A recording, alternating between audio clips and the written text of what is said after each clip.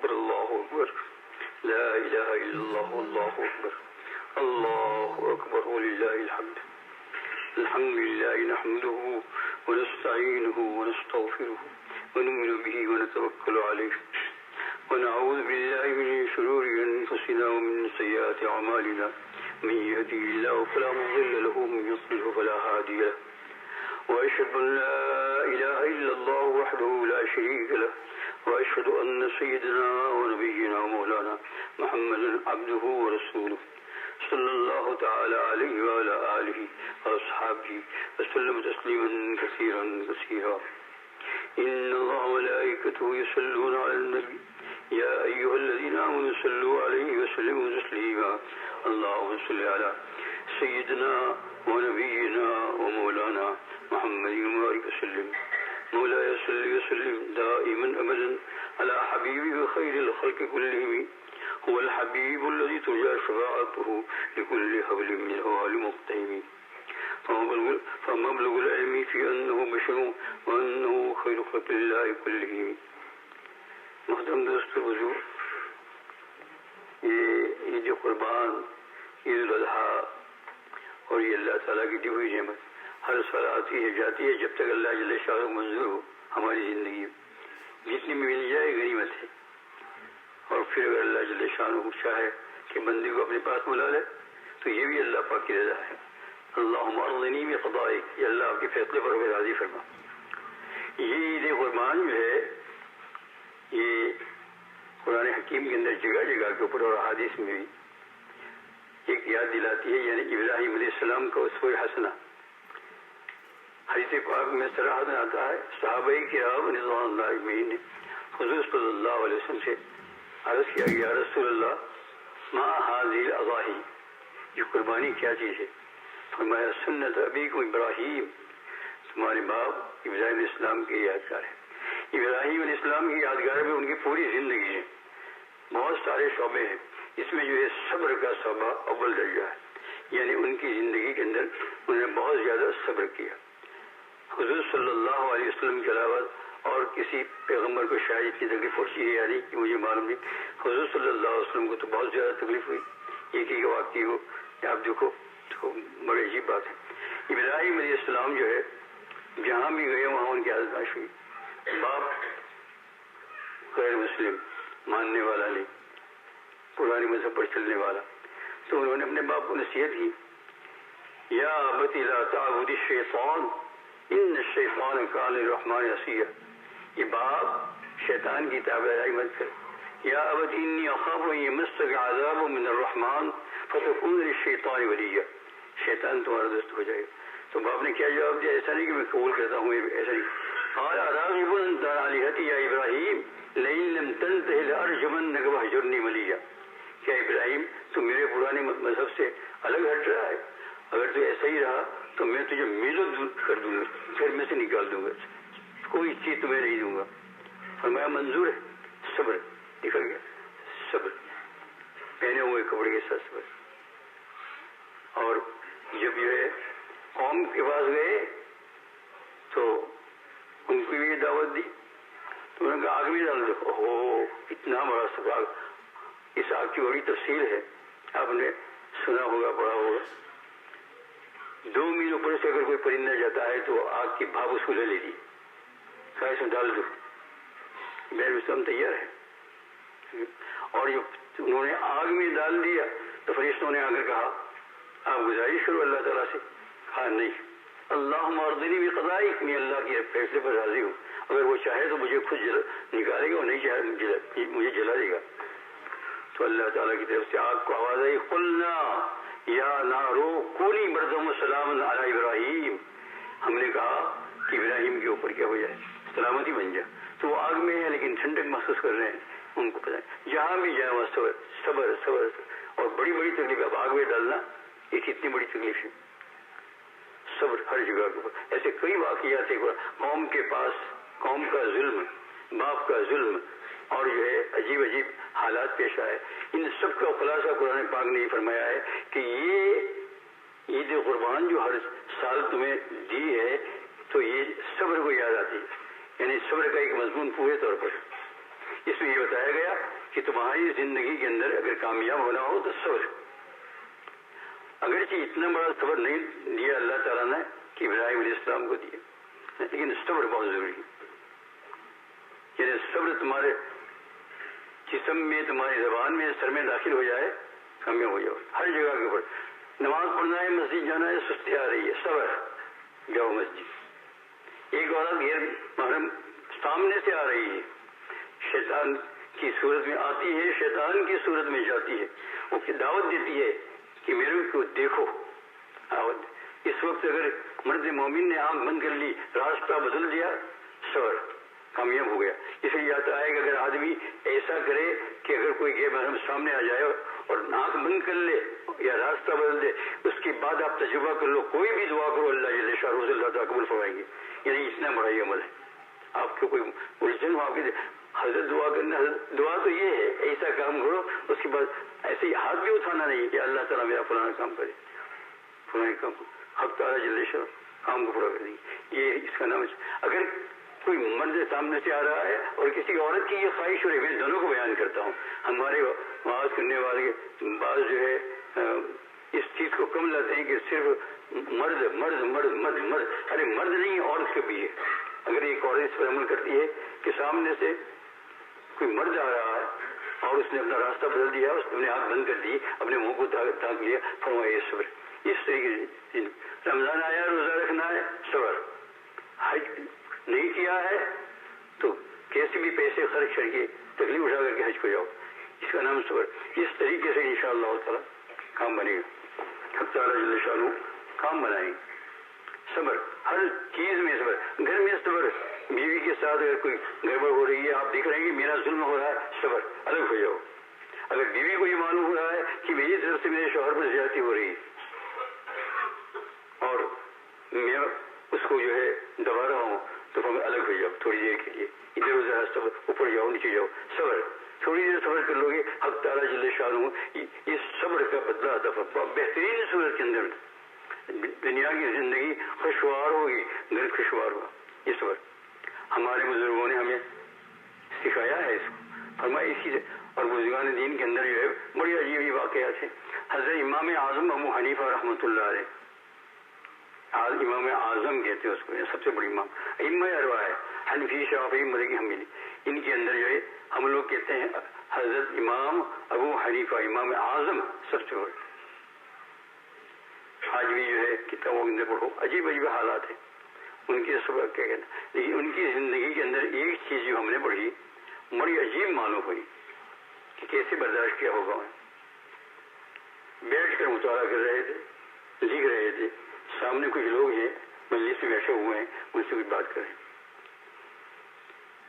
اتنے میں ان کا کوئی دشمن آ گیا. ہاں، بڑے لوگوں کے دشمن بھی بڑا ہوتا ہے، اور یہ ہر بڑے آدمی کو دنیا کے اندر اس کو دیکھنا ہوگا، بڑھنا ہوگا. اگر جس کا کوئی دشمن نہ ہو تو اس کے اندر کوئی خاص جو ہے خصوصیت نہیں ہے. حضور صلی اللہ علیہ وسلم لے کر صحابہ سے لے کر تابعین تک ہر ایک کے لیے حضور صلی اللہ علیہ وسلم کی بات ہی کیا کروں. مختصر کہ نماز پڑھ رہے ہیں بیت اللہ شریف کے سامنے. بیت اللہ شریف ایسا نہیں تھا، کھلا ہوا تھا میدان کے اندر. اور جب سجدے میں گئے تو دشمن لوگ وہاں بیٹھے ہوئے تھے، تو ایک اونٹ ذبح ہوا تھا. تو اونٹ کی جو اندر کی ہوج ہوتی ہے بہت بڑی ہوتی ہے، وہ لا کر آپ کے گھر میں مار کو ڈال دی. اب ایسا بھی نہیں ہوتا ہے، کچھ ہوتا ہی نہیں. کتنی بڑی تکلیف آپ نے. حضرت فاطمہ رضی اللہ تعالی عنہا نے آ کر اس کو ہٹایا، پھر آپ نے مجھے سب کے لیے بد دعا کی. تو محدثین فرماتے ہیں جن لوگوں کو جو وہاں بیٹھے ہوئے تھے جن کے نام لے کر بد دعا کی، یہاں سے معلوم ہوتا ہے کہ کبھی بد دعا کرنا بھی جائز ہوتا ہے، ہر وقت ایسا نہیں. بد دعا کی نام لے کر اللہ مفلا اللہ مفلا اللہ مفلا. تو محدثین فرماتے ہر ایک کو ہم نے دیکھا کہ وہ ذلیل ہو کر مارا. کہاں؟ وہ کنویں میں، بدر کے کنویں میں. بدر جاتے ہیں وہ ایک کنواں ہے، شاید آپ نہیں جاتے، اندر میں سے ہے. ہم گئے وہ پہاڑی کے پاس، سب کے سب ایسے. تو امام اعظم ابو حنیفہ رحمۃ اللہ علیہ، یہ بھی بڑے آدمی ہیں. تو بیٹھو، ان کا ایک دشمن آیا، اور دشمن نے آ کر کہا کہ ابو حنیفہ میں ایک پیغام لے کر آیا ہوں. امام ابو حنیفہ رحمۃ اللہ علیہ کے والد صاحب کا انتقال ہو گیا تھا. اماں تھی لیکن بوڑھی 80-90 سال کی. آپ خیال تو کیجیے, تمہیں اور مجھے کوئی کہے تو مجھے جان سے مارنے کے لیے تیار ہو جائے. آپ بوڑھی اماں تو کہا تمہاری اماں بیوہ ہے, تمہارے باپ کا انتقال ہو گیا ہے اور میں تمہاری اماں سے شادی کرنا چاہتا ہوں. پیغام لکھا میں اپنے لیے. شرم نہیں آتی اس کا مستوى نالائق کو. اتنے بڑے امام جو ایک رات میں قرآن پاک کو رمضان مبارک میں ختم کرنے والے ہیں. مقام ابراہیم کے اوپر 2 رکعت نفل نماز میں قرآن پاک ختم کیا. پہلی رکعت میں الف لام سے لے کر سبحان اللہ 15 بار, اور دوسری رکعت کے اندر سبحان اللہ 15 بار سے مقام ابراہیم. اور پھر بھی اپنی داڑھی مبارک کو ہاتھ مارا کہ کم وقت تجھے نماز پڑھتی بھی نہیں آیا. اس میں تجھے دکھا آپ نے اتنے بڑے امام ابو حنیفہ. تو کہا میں تمہاری اماں کے ساتھ شادی کرنا چاہتا ہوں. اب دوسرا ہوتا کہ وہ آگ بن جاتا, پکڑو حاضرین کا خاموش ہو. تم کہا کہ بھائی بہت اطمینان سے جواب دیا کہ دیکھو نکاح کرنا یہ تو اپنا خود کا آدمی کا کام ہے. اگر کسی لڑکی کو نکاح کرنا ہے تو اس کے اختیار پر ہے, کوئی اس کو زبردستی نہیں کر سکتا. تو میری اماں گھر میں ہے, میں ان کو جا کر پوچھتا ہوں کیونکہ وہ اپنی ذات کی خود مالک ہے کہ ایک آدمی آیا ہے اور وہ اس طریقے نکاح کا پیغام بھیجتا ہے. کتنا برداشت کیا ہوگا اطمینان کے ساتھ. ابھی اونچی جگہ پر سے پوچھنے کے لیے جانے کے لیے تو پیچھے سے دھڑام سے آواز آئی تو دیکھا کیا ہوا تو وہ آدمی کو چکر آیا, گر گیا تھا, گردن کی رگ ٹوٹ گئی, فوراً ہی مر گئے. کبھی کبھی اللہ جل شانہ چٹ میں نہیں پڑ گیا, فوراً ہی بدلا لیتے ہیں اور کبھی مہلت بھی دیتے ہیں. کسی آدمی کے دل کو دکھانا یہ بہت بڑا ظلم ہے. بترس از آہ مظلم کہ ہنگام اجابت دعا کردن اجابت از در حق میں آئے. مظلوم جس کا تم نے دل دکھایا نہ حق, جس کو تم نے تکلیف پہنچائی, وہ بیچارہ کچھ بول نہیں سکتا ہے یا وہ اپنے حلم اور مردباری پر عمل کرتا ہے. ڈرو ڈرو, آج نہ صحیح کل نہ صحیح, عذاب کی صورت آئے گی. مرتے تو سب ہے لیکن ان کا عذاب کے ساتھ مرنا یہ کچھ اور ہوگا. اس کو اللہ سمجھ سکتے ہیں. تو دیکھا تو امام ابو حنیفہ نے پیچھے مڑ کر دیکھا کہ ابو حنیفہ کے صبر نے اس کو قتل کر دیا. صبر دکھا آپ نے, وہ یہ ماں کے پاس جانا بھی نہیں پڑا. یہ ہے حضرت امام ابو حنیفہ کا صبر. صبر سے زندگی بنتی ہے, صبر سے جو ہے اللہ ملتا ہے. واصبر وما صبرك الا بالله ولا تحزن عليهم ولا تكن في ضيق مما يمكرون ان الله مع الذين اتقوا والذين هم محسنون. 14 پارہ روما کی آخری رکوع کی آیت ہے. اللہ تعالیٰ فرماتے ہیں حضور صلی اللہ علیہ وسلم کو, پہلے ابراہیم علیہ السلام کی حالات کو بیان فرمایا, پھر فرماتے ہیں کہ واصبر اے نبی آپ میرے پیارے صبر کرو. اور صبر کیوں کرے؟ اللہ باللہ, یہ صبر کرنا اللہ کے لیے ہوگا, اس کا سیدھا بدلہ آپ کو بہت سے ملے. ولا تحزن علیہم, اور غم مت کرو ان دشمنوں پر. فی ضیق مما یمکرون, جو مکاری کر رہے ہیں آپ کے ساتھ. آپ اتنے آپ کے اچھڑی ڈالتے ہیں, کبھی کیا کرتے ہیں, کبھی تائی پہ پتھر بڑے بڑے بات. واصبر وما صبرك الا بالله ولا تكن في ضيق مما يمكرون. یہ جو مکاریاں کرتے ہیں ان کو آپ خیال میں لاؤ. آپ اگر صبر کرو گے تو کیا ہوگا؟ ان اللہ مع الذین اتقوا, اللہ تعالیٰ ان لوگوں کے ساتھ ہے جنہوں نے صبر کے ساتھ تقوی اختیار کیا. والذین هم محسنون, یہ تو بہت عمدہ درجے کی بہت ہے. اس لیے میرے عزیز دوست و حضور, یہ ہے اسلام میں یہ سکھاتا ہے. حضرت شیخ الاسلام علامہ تقی عثمانی رحمت اللہ منزل العالی, یہ آپ نے دیکھے ہوں گے کئی بار یہاں آئے, بڑے علماء میں سے, اکابرین میں سے. ان کے والد صاحب کا نام ہے مفتی شفیع رحمۃ اللہ علیہ, مفتی اعظم. میں نے ان کو دیکھے ہیں, ان کے والد صاحب کو دیکھے ہی نہیں ہے, بلکہ میں ان کے بیان میں بھی ایک مرتبہ زندگی بیٹھا ہوں عصر کی نماز کے بعد جامع مسجد دیوبند میں. عصر سے مغرب تک بیان تھا, اعلان کو ہم جلدی سے پہنچے, دوڑ کر پہنچے اور اپنا بیاض جو ہوتا ہے وہ خارشی وغیرہ اس کو بھی ساتھ لے گئے کہ کوئی بات لکھے گی وہ تو لکھی. تو بیٹھ گئے سامنے اور جو کچھ تقریر کرنی بین وہاں میں نے لکھی ہے, موجود ہے میرے پاس. علامہ تقی عثمانی جو آئے تھے تو ان کو بھی میں نے پیش کیا. میں نے کہا دیکھو آپ کے والد صاحب بہت خوش ہوئے، بہت خوش ہوئے. اس میں عجیب عجیب بات لکھی ہوئی، بہت بڑی عمر تھی. تو یہ علامہ تقی عثمانی رحمۃ اللہ علیہ، ان کے بھائی صاحب بھی ابھی بہت بیمار ہیں. اللہ تعالیٰ ان کو شفائے کامل عطا فرمائے، سکون عطا فرمائے. ہاں بیماروں کے لیے دعا کرتے رہو، دن بھر میں ایک مرتبہ کہو کہ یا اللہ امت محمدیہ صلی اللہ علیہ وسلم کا بھلا فرما اور ان کا جوڑ آپ کے ساتھ جوڑ دے.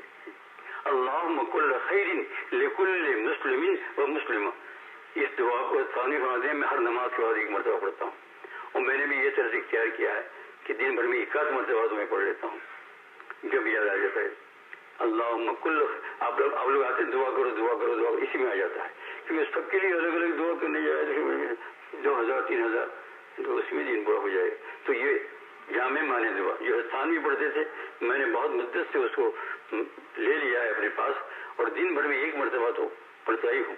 اللہم کل خیر، یہ اللہ تعالیٰ تمام ملائیہ لکل مسلم و مسلمہ، ہر مسلمان مرد کے لیے، ہر مسلمان عورت کے. اور یہ اتنی جامع معنی دعا ہے، میں نے غور کیا سب آ گیا.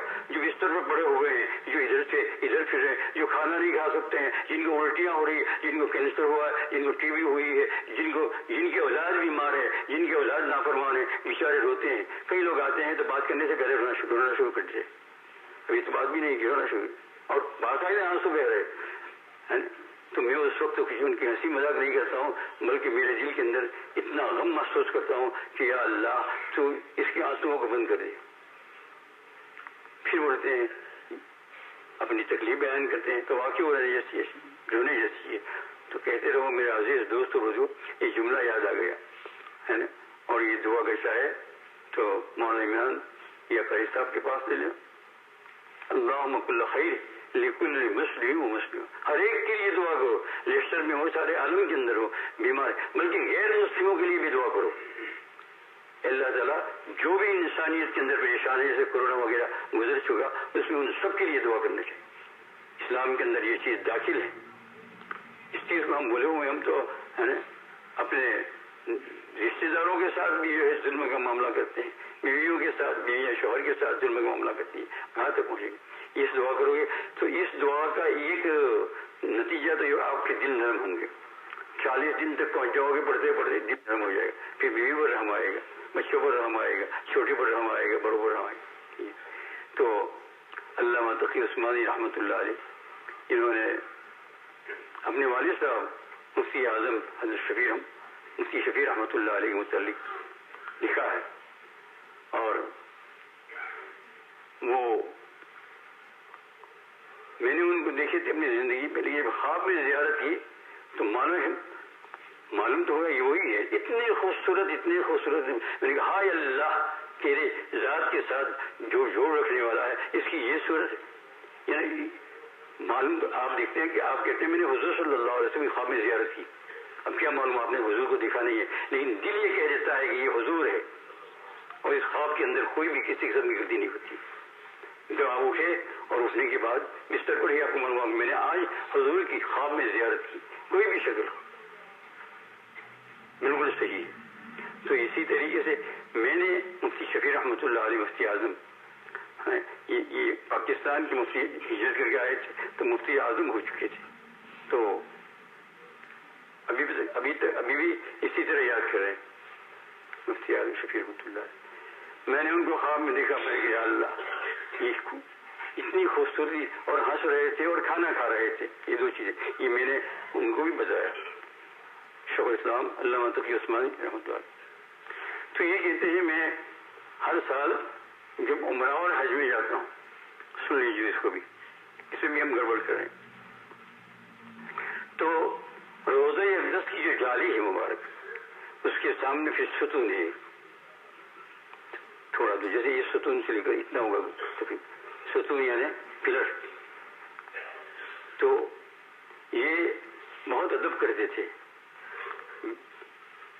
جالی مبارک کے سامنے جگہ ہوتی تھی تو بھی نہیں جاتے تھے، قدم ہی نہیں بڑھتا تھا ادب کے مارے. مفتی شفیع رحمۃ اللہ علیہ.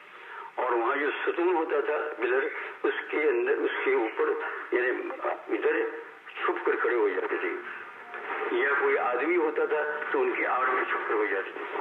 جو لوگ میرے ساتھ حج عمرے میں آئے ہیں ان کو پتا ہے کہ میں نے بھی ان کا یہ طریقہ اختیار کیا ہے. کئی مرتبہ آپ نے بھی دیکھا ہوگا ہے نا. اور اللہ کے فضل و کرم سے وہ جگہ خالی کیوں؟ کس لیے کہ میں کوئی علامہ بزرگ نہیں ہوں، لیکن وہ بڑے کی تابع داری جو ان کو ملا ہے مفتی اعظم شفیع رحمۃ اللہ علیہ.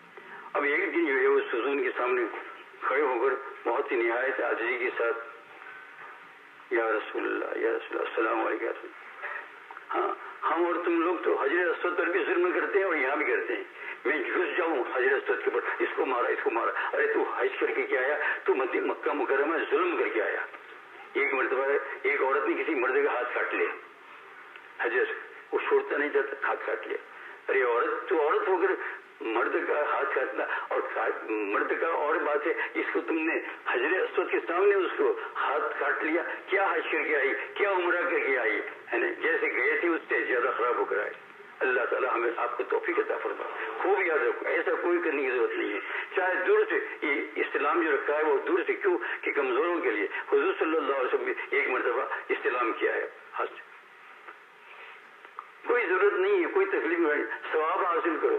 بلکہ یوں کہو کہ اللہ تیرا کرم ہے کہ میں کہاں اور مدینہ مکہ مکرمہ کہاں، تو نے یہاں بھیجا. میں آخری سب میں 2 میل بھی کھڑا ہوں تو مجھے یہ بہت بڑی میری خوش نصیبی ہے. آج تو ہم بس لے جا لے، اسی لیے وہ لوگ وہاں کہتے ہیں لے جاؤ تمہارے گھر پر لے جاؤ.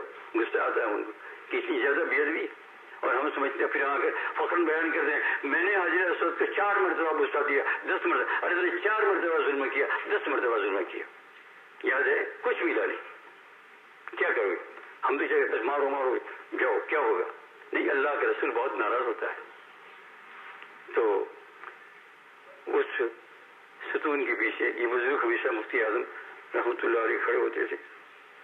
بہت مدت میں پڑھا ہے تو اب بزرگوں کی تابعداری کرنے میں تو انشاءاللہ آپ تھے، ہم وہیں جاتے تھے اور ہر وقت جب جاتے تھے تو اللہ کے فضل و کرم سے آج تک ستون کے پیچھے جگہ ملتی ہے. آج تک ابھی تک اللہ پاک کا شکر ادا کرتا ہوں.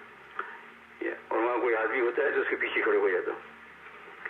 تو مفتی اعظم رحمۃ اللہ علیہ فرماتے ہیں کہ میں ایک مرتبہ کھڑا ہوا تھا ستون کے پیچھے، پلڑ کے پیچھے، اور سلام پڑھتے پڑھتے میرے دل کے اندر جو ہے وسوسہ پیدا ہوا کہ تو بڑا نالائق ہے، تو بڑا گندا ہے. دیکھو یہ لوگ جاتے ہیں جالی کے پاس جاتے ہیں اور جگہ بھی ہے اور وہاں جا بھی سکتے ہیں، تھوڑا سا فاصلہ ہے، لیکن تیرے قدم بڑھتے ہی نہیں ہے. معلوم تیرے اندر کوئی بدنصیبی ہے، شقاوت ہے، کوئی شقاوت ہے، تو کوئی گناہ کر کے آتا ہے یا کیا ہوا؟ آنکھ میں سے آنسو بھی آئے کیونکہ آخر تیرے قدم بڑھتے ہی نہیں. یہاں سے آگے قدم بڑھتے نہیں. تو ایسا کرتے کرتے آنکھ میں آنسو آ گئے. تو وہ فرماتے ہیں کہ مجھے محسوس ہوا کہ روزہ اقدس کے اندر سے آواز آئی کہ اللہ کے بندے تم جانتے ہو مجھ سے قریب وہ ہے جو میری سنتوں پر عمل کرے، اگرچہ وہ ہزاروں میل دور ہو. کتنے میں؟ ہزاروں میل دور ہو، انگلینڈ میں ہو، کہیں بھی ہو، ہندوستان میں ہو، پاکستان میں ہو، جو میری سنتوں کے اوپر چل رہا ہے. حتی الامکان کوشش کروں کہ کوئی بھی کام میری سنت کے خلاف نہ کرے. بیت الخلاء میں جانا ہو، آنا ہو، کھانا ہو، پینا ہو، سب چیز کے اندر برتاؤ لوگوں کے ساتھ، صبر کے ساتھ. اور اس میں صبر بہت بڑی چیز ہے، صبر کرنا پڑے گا آپ کو. ایسا نہیں کہ کھانا گرم ہو آیا، بھوک لگی بجائے منہ میں ڈال دیا. دیکھا کہ کھانا کس نے دیا؟ اللہ نے دی. تو پڑھے بسم اللہ والا برکت اللہ. تو حضور صلی اللہ روزے اقدس سے محسوس ہو رہا ہے. مفتی صاحب فرماتے، مفتی شفیع رحمۃ اللہ علیہ، علامہ تقی صاحب کے والد صاحب، کہ مجھے یہ احساس ہو رہا ہے کہ میں ایک دم کھڑا ہو گیا اور مجھے یہ آواز آ رہی ہے میرے کان کے اندر کہ میرے قریب حضور صلی اللہ علیہ وسلم، میرے قریب وہ آدمی ہے جو میری سنتوں پر عمل کرے. یہ میرے قریب ہے، اگرچہ وہ ہزاروں میل دور ہو، پاکستان میں ہو، ہندوستان میں ہو، امریکہ میں ہو، انگلینڈ میں ہو، کہیں بھی ہو، لیکن وہ سنت اشراق، 2 رکعت 4 رکعت تہجد، نیچے دیکھ کر چلنا، یہ چیز یہ حضور کی سنت کے خلاف ہے. یہ حضور کی سنت کے مطابق. ایسا آدمی ہزاروں میل دور ہونے کے باوجود بھی اس سے قریب ہے. یہی ہوں میں. جیسے اللہ تعالیٰ فرماتے ہیں وَإِذَا سَأَلَكَ عِبَادِي عَنِّي فَإِنِّي قَرِيبٌ أُجِيبُ دَعْوَةَ الدَّاعِ. فرمایا علمی جب تم سے سوال کرے کہ میں کدھر ہوں، یعنی اللہ کے متعلق، تو فرمایا جب تم مجھے دل کے ساتھ یاد کر فَإِنِّي قَرِيبٌ، میں تیرے پاس ہی ہوں، میں تیرے پاس ہی ہوں. ان کو آواز آئی، اس پر وہ خوش ہو گئے، اور خوش ہونے کے بعد جو اپنا کتنے سال کا معلوم ان کو ہی معلوم کتنے سال کا ان کا یہ معمول ہوگا، وہ ایسے وہ کامیاب ہوئے. پھر بڑی وشواس بچت، اور حق تعالیٰ جل شاہ نے کام بھی بہت دیا اور برکت بھی بہت دی. مدارس، اولاد، ان کی اولاد دیکھ، ایک شیخ الاسلام آدھی دنیا پر بھاری ہو جاتا ہے. ایک علامہ تقی عثمانی مدد العالی، اور ان کے بھائی کے ارے میں جا رہا ہوں اللہ پاک کی. لیکن پھر بھی سنا ہے کہ بشاشت میں جو لوگ زیارت کریے بہت خوش. حق تعالیٰ جل شانہ ان نعمتوں کو ہمیں بھی عطا فرما. تو میرے عزیز دوست بزرگ، یہ کوئی لمبا وقت نہیں ہے. یہ امام اعظم و حنیفہ مفتی شفیع رحمۃ اللہ علیہ، ان کی دو باتیں یاد آ گئی تو میں نے آپ کے سامنے عرض کر دی. خلاصہ یہ ہے کہ عید قربان کا اس کا دوسرا صبر. کیا کہ لو صبر. آپ کی گاڑی کو بلاک کر دیا ہے، اب آپ کو جانا ہے، کوئی خاص کام بھی نہیں، آپ کو غصہ آ رہا ہے، اب لڑ رہے ہیں دونوں. کیا عید کی نماز پڑھ کے آئے تم؟ اللہ کے رسول سے دور ہو گئے. لیکن اس وقت یہ سوچتے تھے کہ میرا رسول کیا کرتا. فرمایا میرا رسول 3 دن بھی ہوتے تو میں آتے تھا، اٹھا نہیں. 3 دن. ایک مرتبہ آپ کو ایسا معاملہ پیش آیا، کسی سے وعدہ کیا تھا تو کہا کل ملوں گا، تو آیا، وہ آیا نہیں. آیا 3 رات ہو گئی وہاں تک ٹھہرے. پھر وہ آیا تو خود رونے لگا. ذرا سی دیر کے اندر ہمارا جھگڑا اور فساد. پھر گھر میں گئے تو جھگڑا اور فساد. پھر کبھی قربانی کی تو گوشت والے سے جھگڑا، کبھی کیا ہوا کبھی کیا. نہیں میرے دوست، یہ اسلامی زندگی نہیں ہے، اسلامی ماحول نہیں ہے. یہ عید الاضحیٰ ہمیں سبق دیتی ہے کہ ہر چیز میں صبر صبر صبر. وتواصوا بالحق وتواصوا بالصبر. حق تعالیٰ جل شانہ آپ کو مجھے توفیق عطا فرمائے. سبحان اللہ وبحمدہ، سبحان اللہ، لا الہ الا انت.